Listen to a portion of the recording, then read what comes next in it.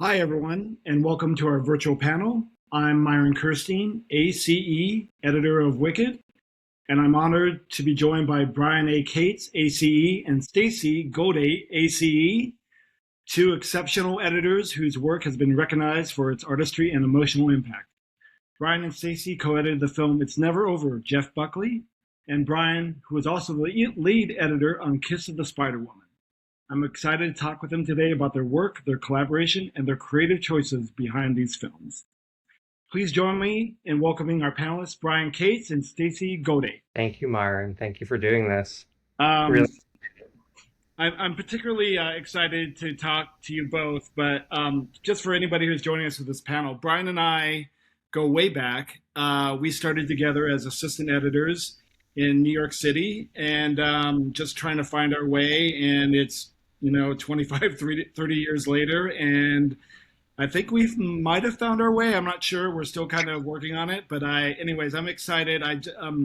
These films were so beautiful. I was incredibly moved by both of these movies, and I was pretty blown away by just how complex they both were in different ways. And a lot of ways, I was just sort of kind of pinching myself saying how do they do this, like how do they even begin to make movies this complex? And so I'd love to dig in with both of you, and so anyways, thank you for joining me, and yeah, looking forward to talking with you both. thank you so much. I think you made it, Myron. um, so how did you both get connected to It's Never Over, Jeff Buckley, and Kiss of the Spider Woman, and what was your previous experience best prepared you for these projects? I'll go first because I started It's Never Over first. Amy Berg was Friends of Friends, and she developed the movie for quite a long time. I actually came on third after two additional editors, one of whom is actually an executive producer of the film. So I came on with a good story assembly, and I think that the reason that Amy was interested in me and I was interested in Jeff was because I kind of came up in East Village the same time that Jeff was Mm. playing there at Chenet. I Wow. lived on 7th Street, Chenet's on St. Mark's, and I mean, I regret that I never saw him when I could have, but I feel like it was a near miss where like we were both like, I don't want to compare myself to him, but the cultural influence of that world was hitting both of us at the same time. And when I inherited the project, um, I think it was about creating a sense of energy and politics and um, gender and like sort of hitting Jeff on these different axes that I felt were really kind of exciting to me, and I think Amy tapped into that. And so I did a full pass Mm. with our great on the ground producer Matt Rusin over around 8 months. After which Stacy took over and did some Mm. incredibly gorgeous and important structure and scene work as well. And she has, I think, has a very close connection to Jeff also, right? Yeah, how lucky was I to have the baton passed to me from Brian.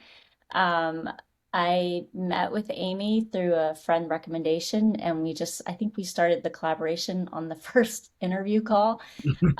We just were instantly connecting with the story and one another. And for me, I think that, like, in a lot of ways, I've always been like moving towards a project like this. The first documentary I ever made that I produced, directed, and edited was about an all ages punk rock club in Nashville called Lucy's Record Shop.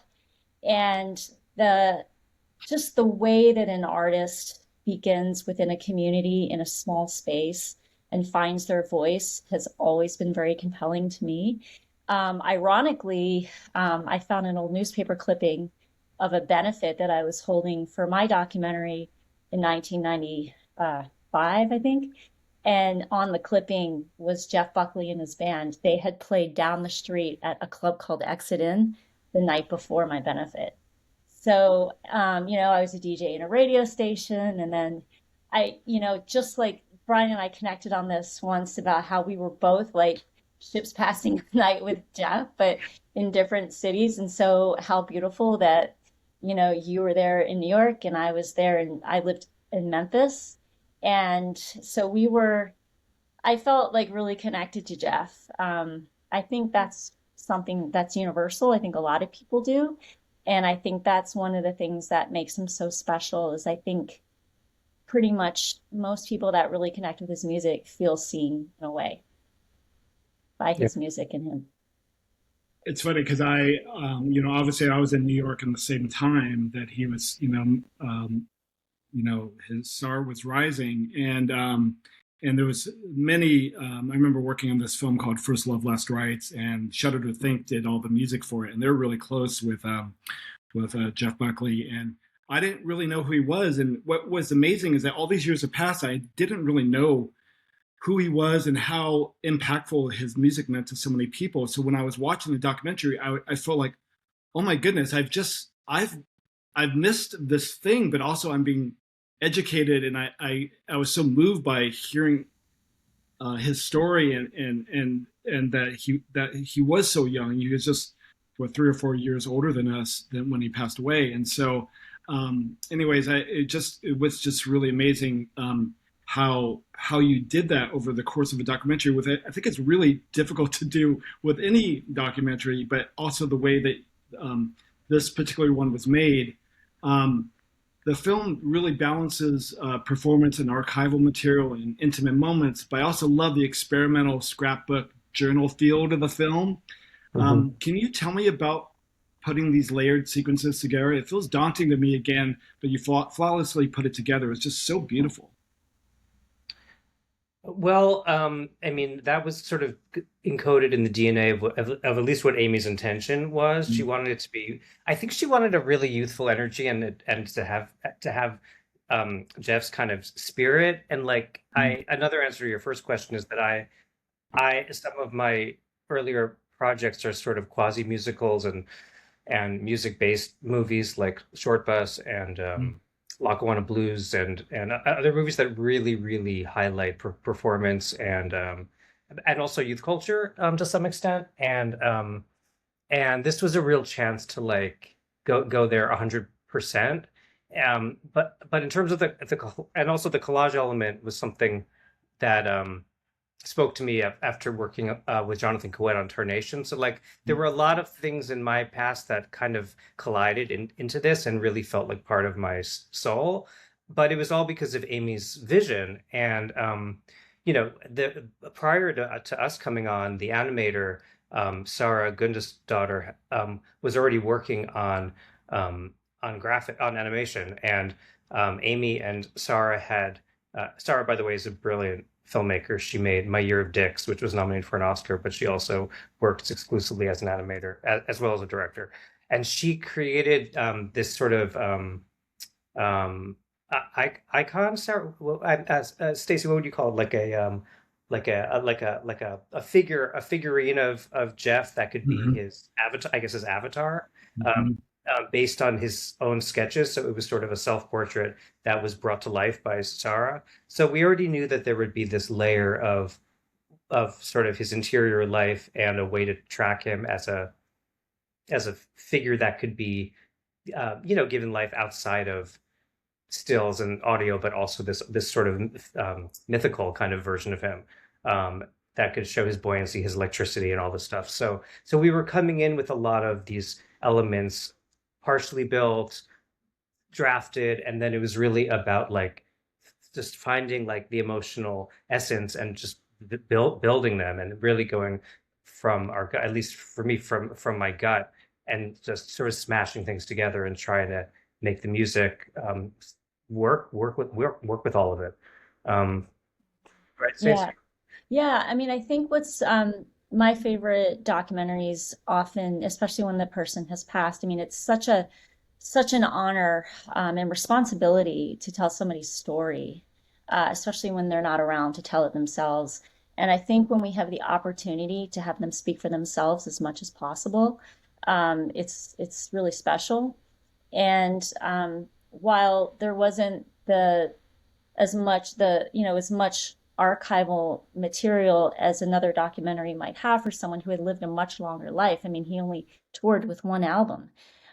So there wasn't as much archival as one might have on another project. I think it was something that we really, and we also can give a shout out to Jesse Swenson, who was assistant editor and worked with a lot of the archival, um, to really do as much as we could. We had answering machine messages. We had the answering machines, and we had audio diaries that he recorded, just day to day, almost banal, like tasks and whatnot. So I would say, in terms of quality over quantity, we did have really immense quality of archival. And we had his entire musical archive Hmm. from Sony, Yeah. um, including stems and Hmm. sketches. Well, there's an album called Sketches, but his actual, like drafts of songs and stuff. So it Hmm. was really also about building a score, an underscore out of bits and pieces, which to me is like one of the most pleasurable parts of editing anything with a lot of music.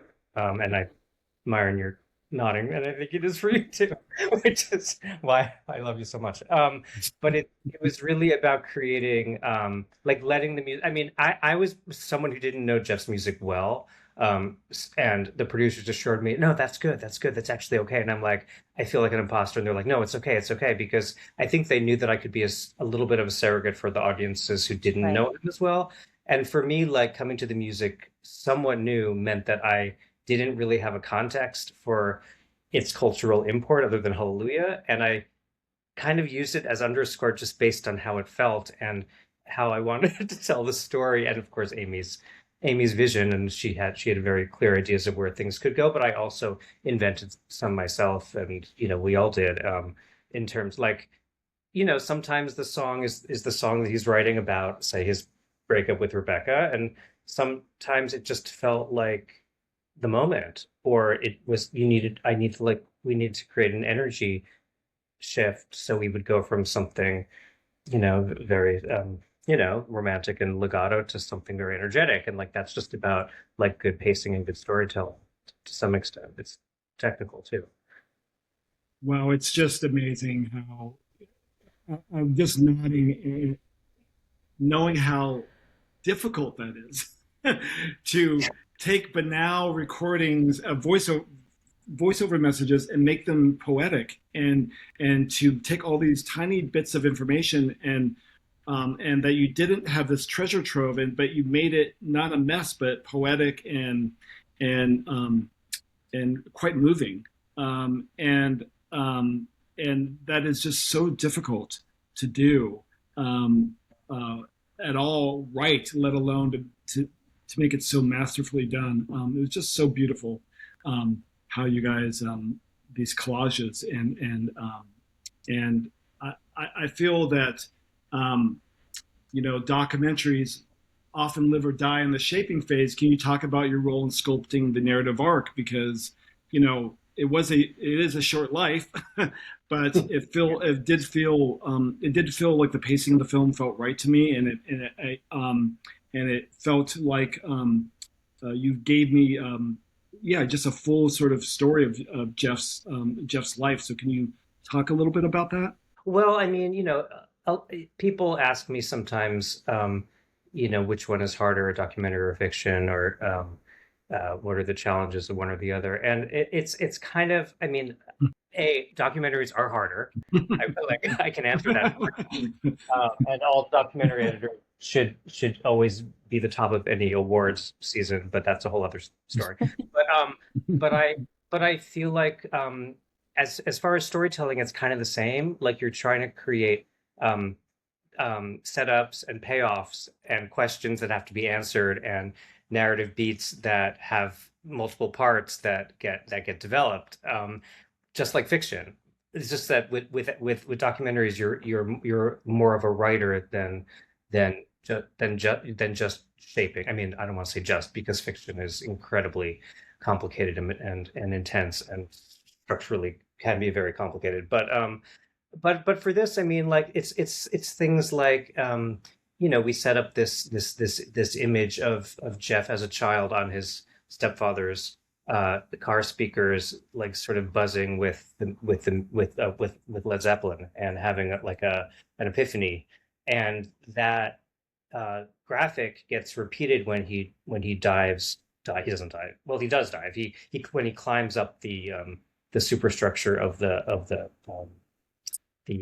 concert The The Zeppelin year. concert, yeah, yeah. exactly, and then there's an animation of him diving off, and so it develops further, and then it's repeated again when he actually dies, because we wanted to convey. I mean, this is a big swing on our part and Amy's part, but we wanted to convey his death as not a moment of pain, but a moment of not ecstasy might be too strong a word, but a moment of joy And in the music impulsiveness.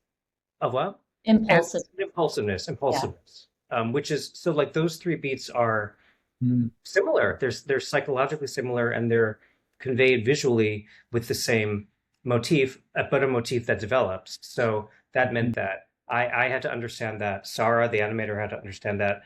My assistant editors, including Sushan Chatterjee, who also worked on it, we all had to be telling the same story, just like you do in fiction. We needed to know what elements to gather, what archival to look for, and how to envision those beats with the right affect, which in this case was, yeah, it was a kind of mania, a kind of unhingedness, also a kind of sublime um, affection for the world, and for music, and for the intensity of feeling music in the body, and what that does to you, it's hypnotic. So we knew that that was the story we were telling, and then you, just like in fiction, you find ways to write it into parts of the movie where you can feel that progression. Absolutely. And that scene was, I mean, every scene's important, when you're making a documentary, every frame, as we know, and all editors, all editing every frame for a reason. That scene in particular is so important that we get it right, because without that scene working, it's really hard for people to have a conversation about his death. When I was in Memphis for the premiere, and I was sitting next to documentary director Robert Gordon, who was friends with Jeff. And when the scaffolding scene happened and he was up there, he leaned over and whispered to me and said, "That's it. That's it. That's the impulsivity that caused him to jump into the river." And, he knew Jeff, so he really understood that. But it's gratifying when people who didn't know him kind of pick up on that, even if they're not totally aware that that's the connection. It's in the DNA of the film. And I think that goes to speak with editing and with structure, that so many times when you're really trying to make something land, I remember when I first started editing, you're trying to make something land and you get the note saying it's not landing, and you can just spend days reworking one scene over and over and over again until you're exhausted. And then you learn, as you get more experience, that it's not that scene that's the problem. It's a scene 15 minutes earlier in the film. And I think that is a part of the refining process leading up to Locke, is what are some of the things that can happen to reinforce or to set up in previous scenes that can help pay off later. Yeah, exactly. That's very well said. So beautiful. Just hearing you both talk, I just get goosebumps, because I feel how you both are connecting to the material emotionally, and how that then transfers to the audience. And I think it's something that I'm trying to preach a little bit about, this idea about how we connect to footage emotionally, and how we're trying to get it right, and how to crack these codes to then give this to the audience. And so by talking about this sort of impulsive nature of Jeff, and just also the spirit of, even his sort of little radio plays he would make for his friends and stuff. And I was just like, wow, this is just like, now I get him. Like, I totally get who this guy is, and why the style of this movie is the way it is, and how this all works, this gestalt, this collage, this, mosaic, how this all works, and how, and just how it all works emotionally for me. Could you guys discuss any other scenes that in the film that about Jeff, or that you would like to discuss, or anything that particularly was challenging or moved you as you were working on it? Well, I will say that there were some real serious choices had to be made, like in any movie. We knew we didn't. Well, maybe Amy knew, and but it developed further and became clearer over the multiple years that this is really the women's story to tell. The women, I would say, plus Michael, his close friend and bandmate, and that was not only because Amy had access to his two major relationships and his mother, but because that's the untold story, and also it's the heart of the story, because he was a lover, he was a lover, not a fighter, and he loved hard, and he felt love hard, Mhm. and that meant that other things would have to be dealt with in less time, because we wanted we wanted people to feel that it was that version of Jeff's story. Like there could be a million versions of Jeff's story, but this one was sort of his, his feminine voice and the women who gave it to him. Or, maybe that's a little too essentializing, but something like that. And it led to some interesting choices, like the Hallelujah scene. Like when I started it, I'm like, okay, this could be about Leonard Cohen, but there's already a movie, an entire documentary about that. The evolution of that song. This could be about how he did covers and became famous for doing covers, but he really wanted to be known as a writer. And this could be about that tension. It could have been about just about Paris and like how Paris became his sweet spot for his success. But then like it was like boom, it's not about any of that. It's about Joan. It's about having sex with Joan. That's what it's about. And like it didn't have to be, but that's kind of what it felt like that was the most revelatory way to do that song. Mhm. I can't remember where the idea came from. It was certainly a collaboration. We tried a million different things, but like, like that's the crazy thing about biography. It's not what facts you tell, it's how you layer them and juxtapose them in what order, because there's infinite possibilities. And sometimes I felt like, why am I deputized to be his biographer? Why are we deputized to? I mean, Stacy, you more than me. Like, I didn't know his music. How could I be deputized to be his biographer? But Mhm. like, it wasn't about knowing all of the facts. It was about feeling something, um, and making choices. Yeah, totally. I mean, I actually didn't know his music really well either, and which was strange. But I think that for me, also, it was kind of like getting to know him. When I was working on the project, I had to develop my own relationship with him. I had to fall in love with him. I think editing is falling in love. I think it's our job as editors to fall in love. We have to watch the footage. We have to pay attention to what is causing us to have that feeling and right here that, in our chest that makes us that just that feeling of like, oh, and I think for me, it was really the Shanae scene was that's when he seduced me, so to speak. I think, it was the close-ups and it was the banter that he had with the crowd. And it was the way that, which is said in the film, but the way that he could go from being very playful and very witty to very, very sort of otherworldly emotion in his music, and that it transported me when I was working on that. And I think it was a gift to be able to work on this film because I think experiencing it is something that was happening in the editing room. And hopefully, it sounds like maybe with you, Myron, hopefully it translated to you as well. Oh, I definitely did. I mean, both of the sequences with yeah, within that club, was really, and I was like, I was like, I can't believe I missed this. Like, it's right down the Mm. block or something, yeah, I also, just speaking about the point of view, I didn't know the influences, that he was influenced by like Nina Simone and was it is it Judy Garland? I'm sorry, not Judy Garland.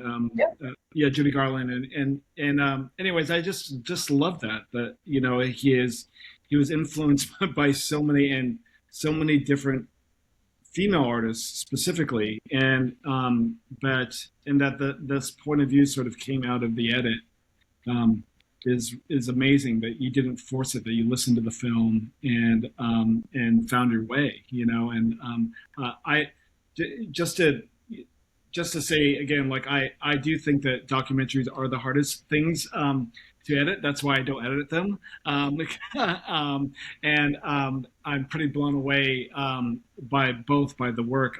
If it's okay, I'd like to switch gears to Kiss of the Spider Woman for a second. Um, okay, so you've edited well, rather, I have edited a few musicals, and I could say for one how difficult it is. Not as difficult as editing a documentary by any means, but it's hard to balance the musical performances, the drama, and all the storytelling. So, but I felt for the characters in this movie. Um, No, Brian. I really did, and especially for Melina up to this tragic end. And so, can you tell me the approach of putting all these pieces together? It's just, it's very theatrical, both even the prison scenes and the musical numbers themselves. They're different kinds of theatrical nature to it, and you really feel how theatrical it was when you're in the real world with Melina at the end. You're like, oh my god, I've just been trapped in this sort of idealism. But anyways, if you could just sort of talk a bit, I was just and again, I was just blown away, Brian. But mostly because again, it's just so difficult to be able to balance all these different elements, and the fact that you did it so well without pulling me out was just a real hat trick.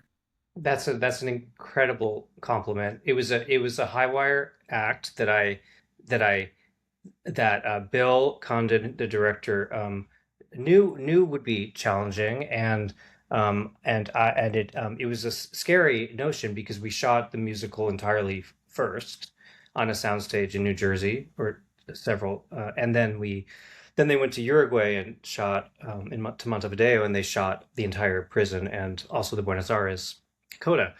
So we didn't know how they would juxtapose until we got we were shooting in order in Uruguay until we got the second day of Montevideo footage, and I could cut from the prison to the musical number to the movie, and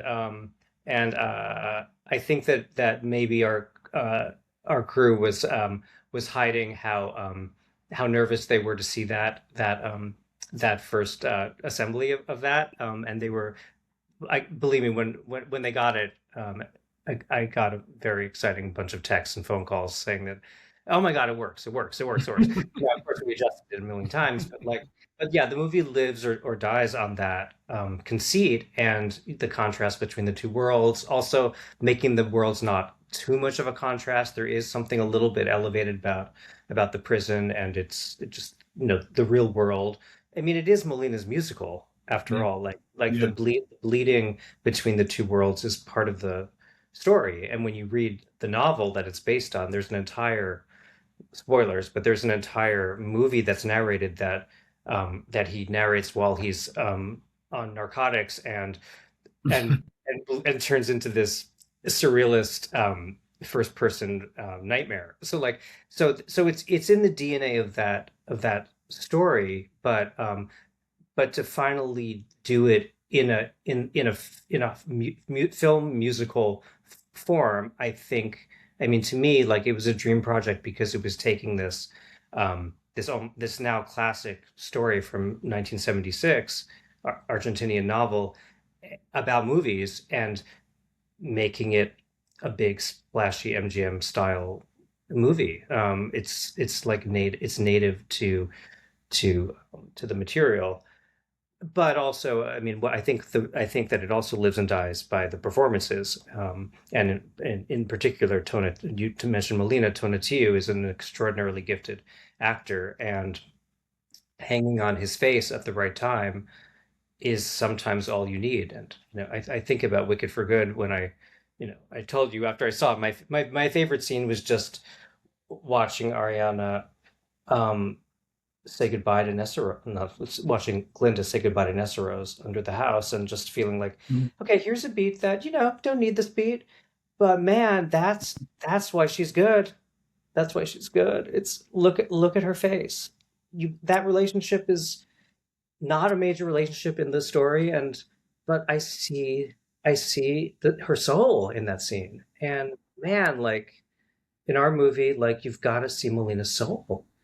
Yeah. It's a complicated soul because he's sort of a double agent. I mean, he's being forced to inform for the junta while falling in love with the person he's informing on. So it's a he's got a lot going on, but fundamentally it's a love story, and it's about how these two men complete each other, and Mhm. that's a lot of that is, there's a lot of dancing and a lot of hijinks and a lot of color and a lot of costumes and a lot of choreography, but there's a lot of it is just the love on their faces and knowing that they cross every binary, gay, straight, male, female, um, frivolity and politics. That's like I think that's what the movie is. It's about how love transcends all of that.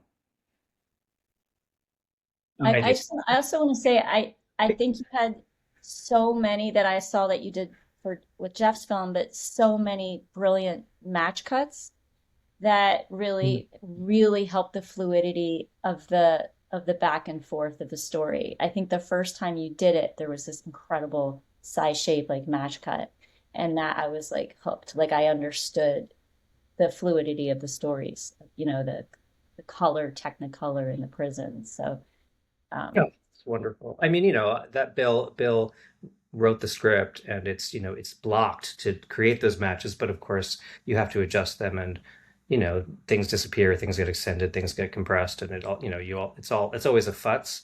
But he had a very strong vision, and a lot of that goes back to the screenplay, which is just this incredible new version of this story, completely reinterpreted. In a brilliant way. And my job was really just to honor that and not fuck it up.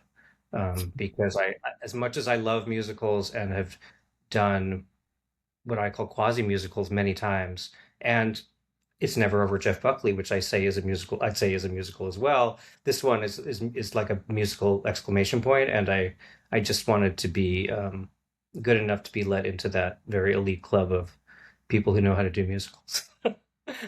I'm talking to one right now.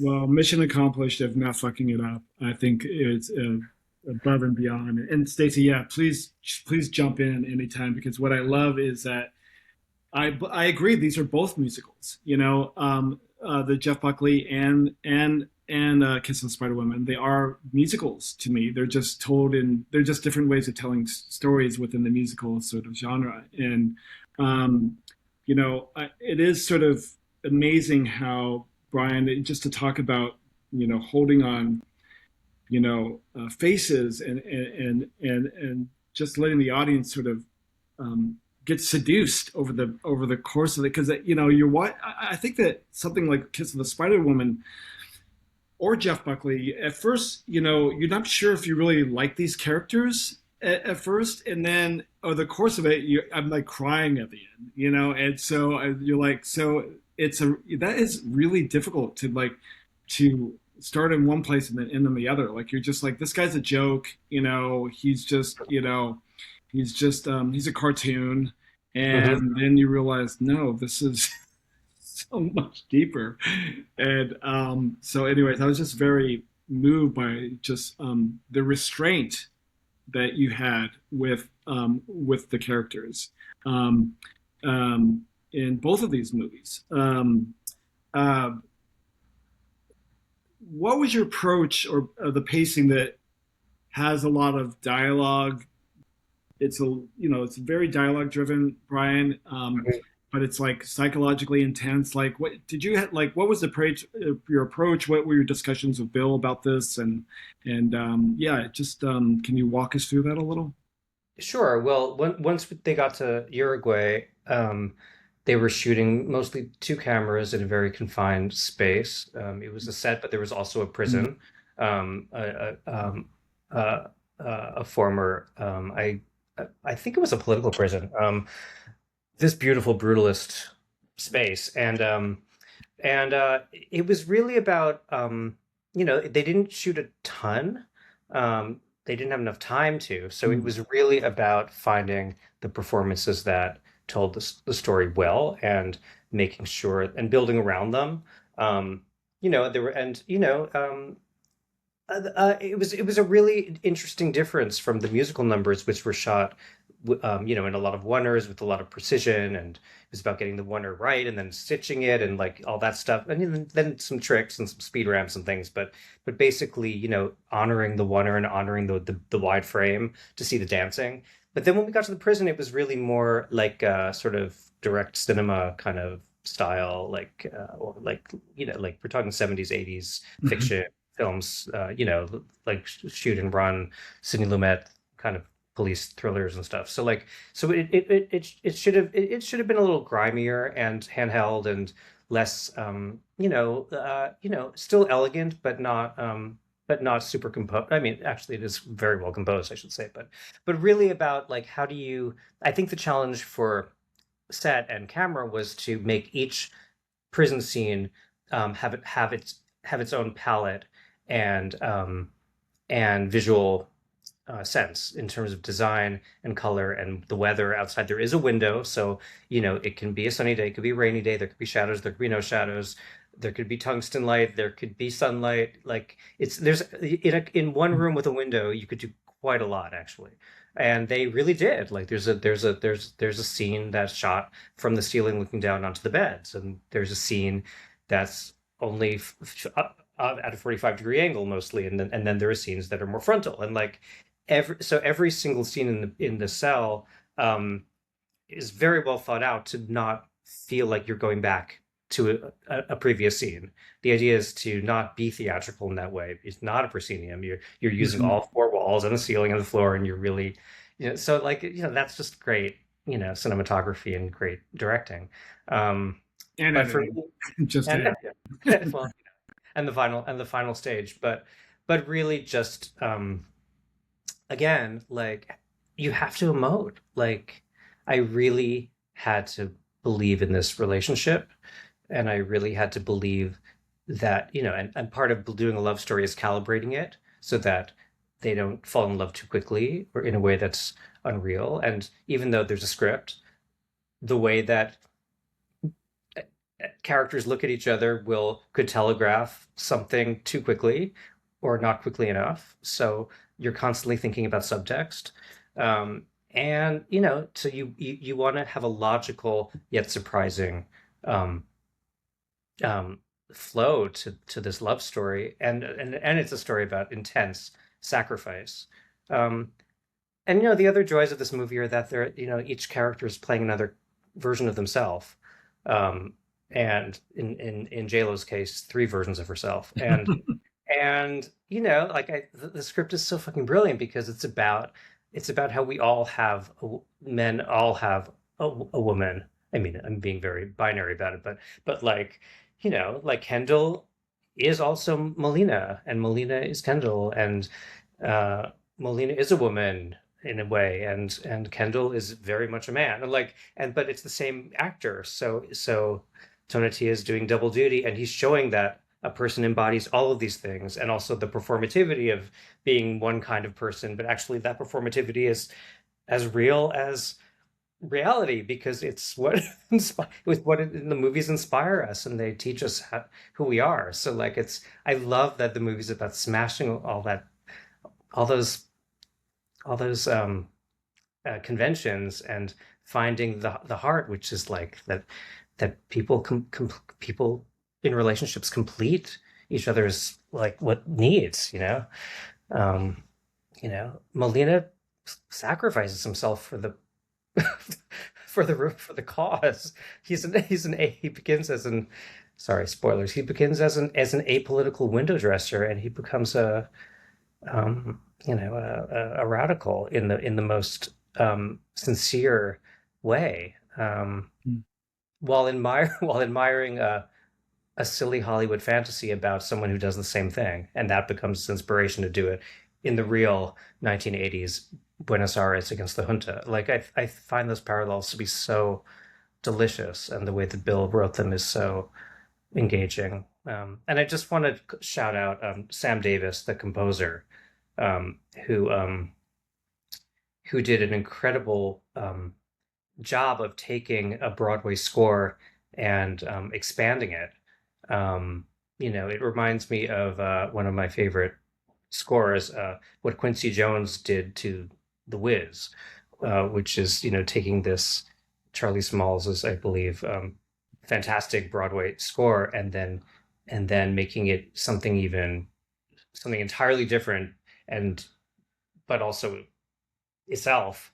Like Sam had that kind of job on Spider-Woman, taking this Broadway score and building the MGM musical version of this small orchestra score. It's an incredible feat, and part of the joy of doing this movie was getting in deep with the music from the very beginning, from dailies, from the assembly, which is like kind of my favorite thing, is just to be like, no, music is not secondary. Music isn't at the end. Music is now. It's happening right now, and like we need those stems, and we need to rewrite that line, and we need to get those instruments, and like it all like that. All of that meaning is it is what it is the meaning. Like there is no other meaning. Like it's dialogue is not more important. Like it's that French horn is important. Like I love that. I Wait, think when you that's guys are when you guys are editing musicals, are you hearing the song? When do you hear the songs for the first time?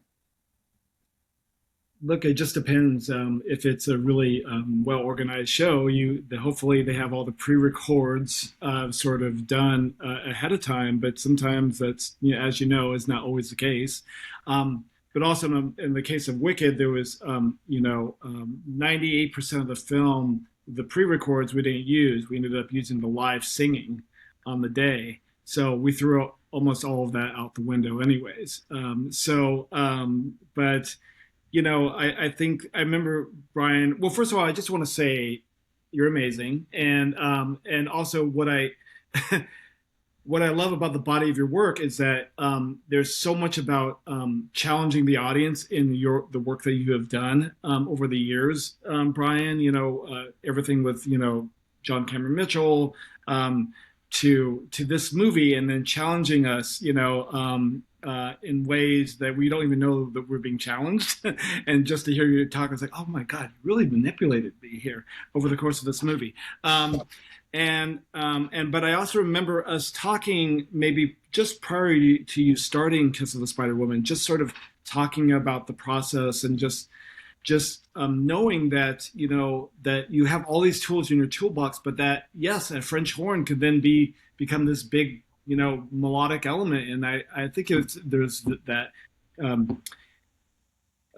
is it Melina that keeps referring to the melody, the Kiss of the Spider Woman melody that's in the movie, and then by telling us that, and then every time I would hear it, I would be drawn in and manipulated by it, and it was almost like I was being led into the web itself, and sort of anticipating that she was getting closer, even though we might not even have a scene with J Lo anywhere, but anyways, and that the reason I was thinking about the editing, for a scene like the prison scenes not feeling like the same sort of set over and over again, is that you can sort of, even though it may be shot a certain way, you can start to get in a rut the way that you cut a scene when you keep going back to it again and again. And I never felt that, in so much that at the end of the film, when they're taking down all of the the decorations, and that the prison is so bare, and you realize how Melina had made it at home, and that I just felt all the warmth gone, uh, from the fact that he was pardoned. And so I just want to say that it's one thing to be presented different footage, for a course of in the same sort of scene over and over again, but to have edited it in a way that didn't feel redundant and repetitive is really difficult when so much of it is in just one place. Well, again, I want to thank you, but I want to really credit Tobias, the DP. Um, And and yeah, you're right. I mean, some of it is editing. There used to be a little extra bit of expositional dialogue around the moment when Melina finally took down the poster and the room and the cell was bare, and we took it out for various reasons. And now it's a long, I don't know, 12-second silence, and it's I think you felt that because of that omission. I mean, and Mm. and the design of the shot and everything. I mean, but in terms of it changing, there's an entire candlelit dinner in that cell, which is, I think Tobias lit it to be romantic. They're in a cell in an awful prison in during a dictatorship in Buenos Aires in the 80s, but that's a candlelit that's a that cell should be beautiful at that point, and I think it was, and that's everyone knowing the assignment, Tobias, me, of course, production design as well, and of course Bill, who is our our guiding light. Stacy, you can jump into this as well. Did you ever get lost? Was there ever a moment where you got lost in it? With trying to balance the back and forth between the musical and because I do find often almost in everything I edit that I'll get lost over the course, and this could be the same for the Jeff Buckley film. I just and I'll have to back up or go maybe a couple months back to watch the cut again, just because I'm like, what did I lost something over the course of this movie. I don't know what it is, and I just wondering if you could. I think it's always interesting to talk about the successes, but also when we're like, oh my god, this is when I completely failed with my director, my studio, my producer, and so Stacy, please jump in if yeah. Yeah, I think what one of the things I guess this I don't know, I'd be interesting to hear how this affects cutting a musical, because it seems to me like in musicals the musical number is it's in the script, and there's dialogue in the lyrics that are essential to the storytelling, whereas I think with and tell me if that's a wrong assumption, but like in a music documentary, I think there is a constant battle of like how much of the song do we live in. I mean, by mere constraint of running time, you can't play every single Mm. song in its entirety. And there's like a real integrity in how you edit a song, especially knowing that you've got super fans watching the film who are going to notice every edit. I actually experienced that working with your friend John Chu on the second Justin Bieber Believe, and like I learned a lot about music editing actually from John. But but I Amazing. think it's like really paying attention. Like I don't ever want to hear a music edit ever, um, and really understanding like that. But like with Mojo Pin, there was a version where there was more dialogue, like more interviews, commenting on their experience of Jeff in Shanae. And then it became just like, well, let's just experience it for ourselves. There's too many people talking. Let's just hear the song.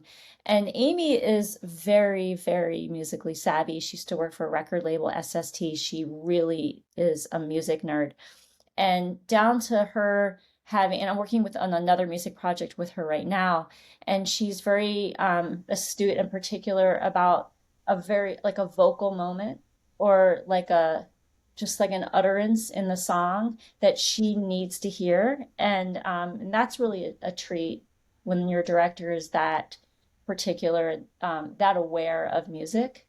So I think like some of those edits, and then I mean, there's stories like that throughout the film, but that was one that I think we really had a lot of conversation about. And I think even Ryan Heller of Topic, who is a musician in his own right and like really knows music, also was a big part of that conversation.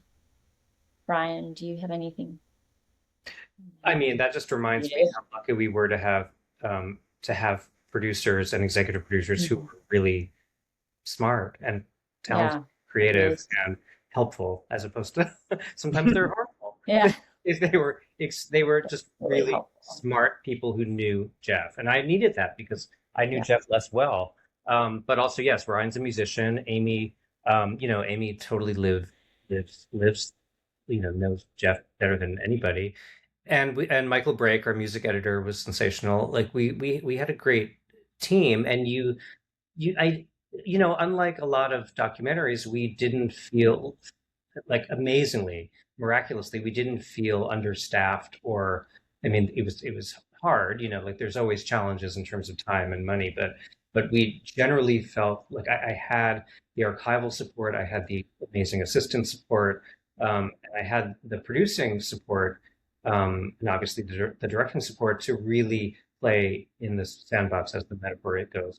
Like I didn't feel like I was being constrained, except in ways that were helpful, like, by what archival footage exists or like what Jeff actually said. But like I, but I, but I felt so much room to play because I think that Jeff's silly, playful, goofball energy was sort of our like spirit animal. And when I was scared at the beginning of my process that I was not like that it was absurd that I was deputized to be his biographer, since I didn't know since I didn't know his biography. I mean, obviously I do now, but like I would just try to channel Jeff, which sounds pretentious as hell, but like I wanted to get his permission. I wanted to be like, oh yeah, I get what he's after. I get what he's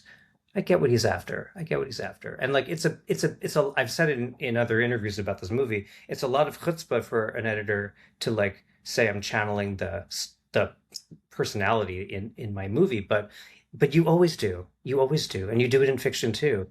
I think you have to actually be motive in that way and get into the shoes, or I guess the headspace, emotional life of that person. And I felt like Jeff gave me permission to like, you know, delete stuff or add stuff or embellish stuff. Not embellish, but like emphasize stuff. Um and also every time I did something that I felt was a big swing, Amy was like, "That's great," and like that's how you test. Like if you don't try something crazy, I mean, within limits, like uh, you'll never know. And we didn't want to make a generic biopic. We wanted to make something that felt like his spirit was in it, and that had layers.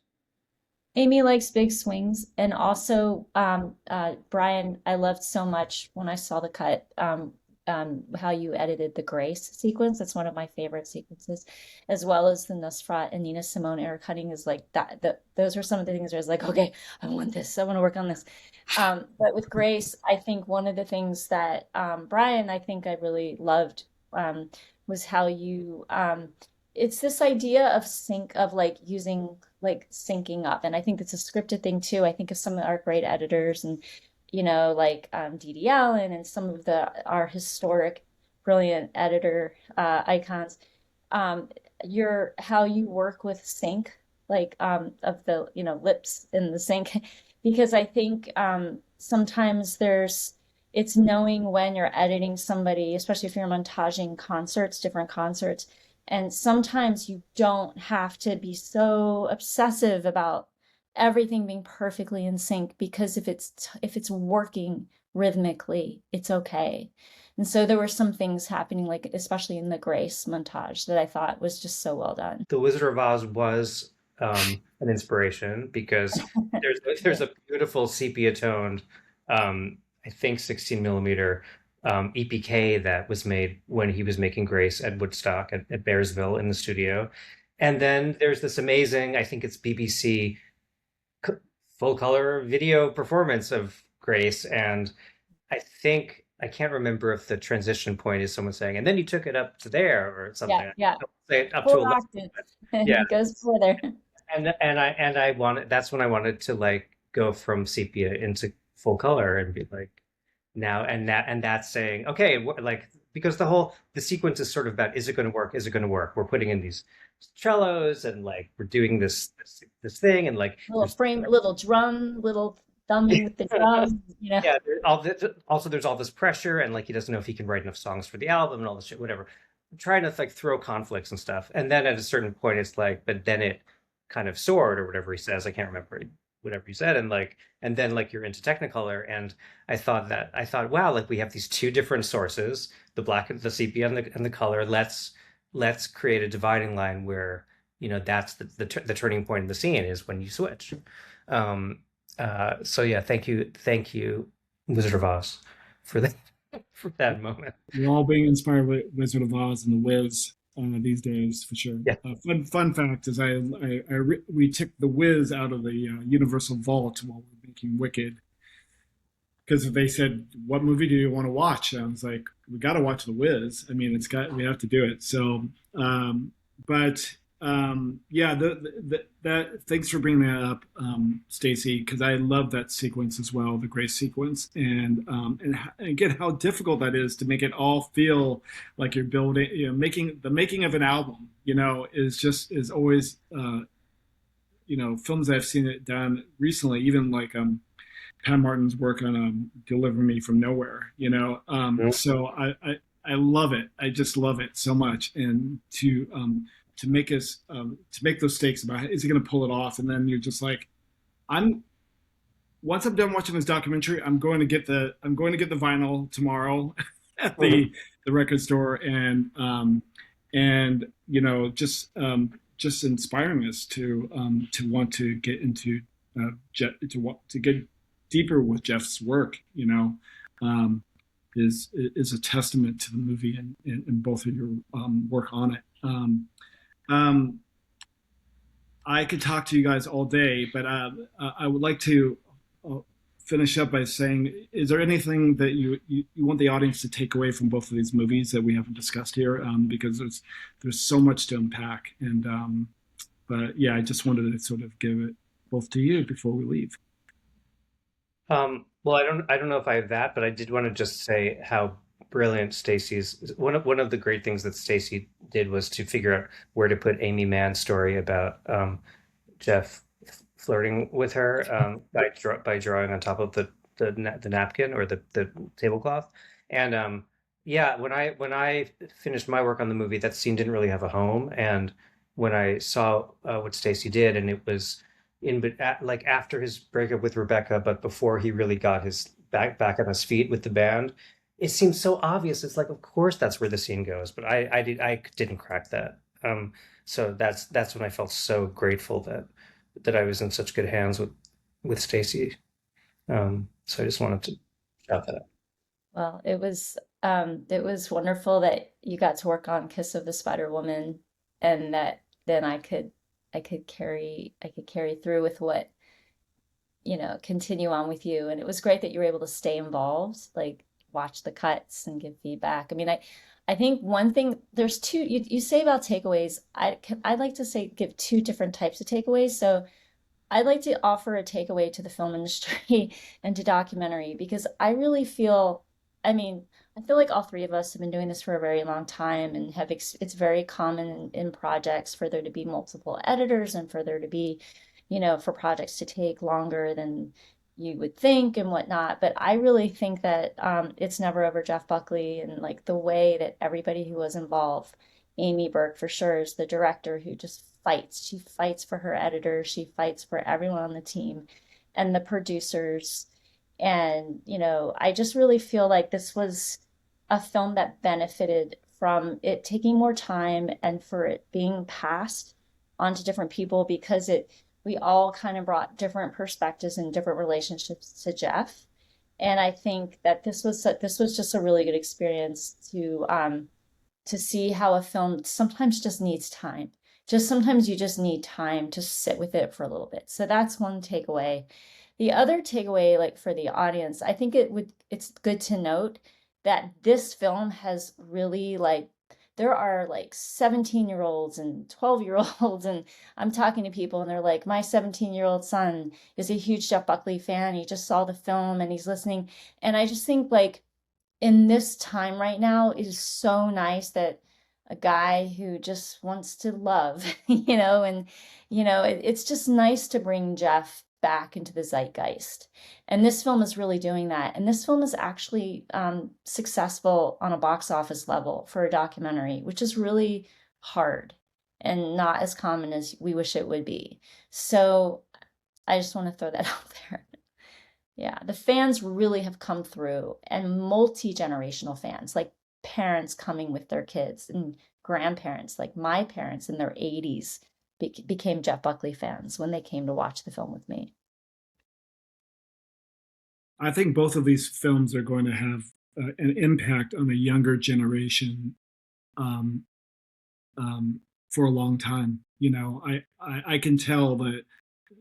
I don't know if it's just. I don't think it's just cult status. I think I think that term is sort of um, old school. I think it's I just feel like the younger generation is going to be very inspired, not just by the artist but by the filmmaking.